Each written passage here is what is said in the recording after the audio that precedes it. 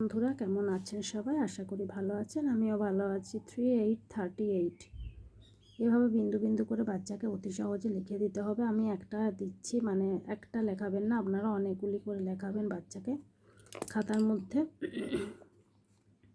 এভাবে পেন্সিল দিয়ে লেখানোর চেষ্টা করবেন, কারণ পেন্সিলের লেখা মোছা যায়, পেনের লেখা মোছা যায় না। অনেক বাচ্চা বায়না করে পেনে লেখার জন্য, কিন্তু পেন মোটেও হাতে দেবেন না। একবার দিলে ওরা পেনেই লিখবে, আর ভুল হলে কিন্তু খাতার ক্ষেত্রে মুছে আবার লেখানোটা যায় না আর কি, কেটে দিতে হয়। 3838 এবার স্পেলিংটি লিখে নিতে হবে, বা নাম্বার নেম THIRTY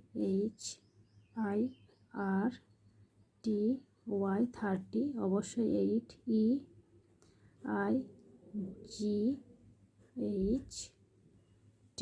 8।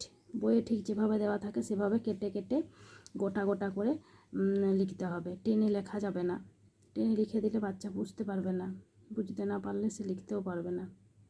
অনেক বাচ্চা লিখতে চায় না, এটা কিন্তু মেন একটা কারণ।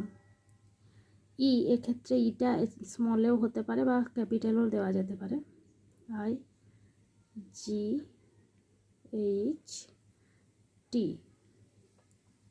যদি ভিডিওটি ভালো লাগে অবশ্যই একটি লাইক করবেন।